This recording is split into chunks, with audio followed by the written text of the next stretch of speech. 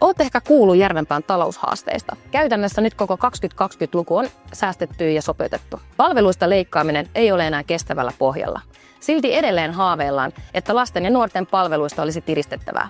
Ei ole. Miksi Järvenpään taloudella on mennyt niin heikosti? Taloutemme ongelmat ovat suurten menojen sijaan ennemminkin pienet tulot, samalla kun investointipaineemme ovat mittavat. Taloudellista puskuriamme ovat syöneet erityisesti aiempien vuosien paisuneet sote-kulut. Häviämme naapurikunnille pystyyn yritysten maksamien yhteisöverojen osalta. Valtionosuuksistakin olemme ottaneet pahasti takkiin sote-uudistuksen jälkeen. Lisäksi useiden sisäilmaongelmaisten päiväkoti- ja koulurakennusten investoinnit ovat kasvattaneet lainamäärämme rajusti. Ajat ovat olleet hankalat ja viime vuosina Järvenpäässä on tehty huolestuttavan lyhytnäköisiä ratkaisuja säästötalkoiden nimissä. Palvelutaso on heikennetty, infran korjausvelka on kasvatettu, kiinteistöjen korjaamisia on venytetty ja muun muassa JYK-kouluhanke on joutunut vastatuuleen. Pahimmillaan korjaaminen myöhemmin tulee vielä monin verroin kalliimmaksi. Ja kun pyritään tekemään niin halvalla kuin mahdollista, tilaamme itsellemme ongelmia myöhemmin. Good news on se, että yleisen taloustilanteen odotetaan kohenevan. Järvenpäällä on kaikki edellytykset saada talous porskuttamaan ilman,